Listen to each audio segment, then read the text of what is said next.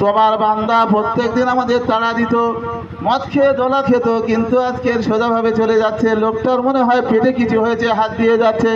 আল্লাহ তাআলা, আমরা কচি কাঁচা বাচ্চা, আমরা আপনার কাছে দরখাস্ত করছি, ওই লোকটিকে সুস্থ করে দিন। যদি সুস্থ না হয় আর কোনোদিন রাস্তা দিয়ে যাবে না, আর আমরা গালাগালি পাবো না, আর আমরা ছুটে চলে যেতে পারবো না। আল্লাহ, আপনার জমিনে সব রকম লোক থাকে। আল্লাহ গো, ওই লোকটির সুস্থতা কামনা করি।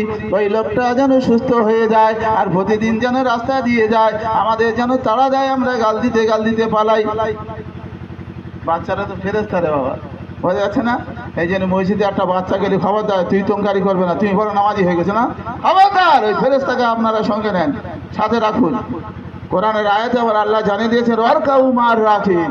তুমি সেজদা দেবে, তুমি জানো না সেজদা কি করতে হয়, সেজদা কেমন দিতে হয় তুমি দেখোনি, শেখোনি, কিন্তু যারা সেজদাকারী তাদের সঙ্গে তুমি থাকলি, ও দৌড়াচ্ছে তুমি দৌড়াবে, ও বসছে তুমি বসবে, এই হালাতে এসে যাবে না?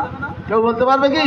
এই জন্য বাচ্চাদের নিয়ে চলো। হাদিস সহিহ মুসলিম শরীফ বুখারীতে আছে, আল্লাহ রাসূল বলেছে, ইজা কানা উমরুহু তিসা, যখন তোমার বাচ্চার বয়স 9 হবে, ফাদরিবুহু লিস-সালাত, নামাজের জন্য মারো।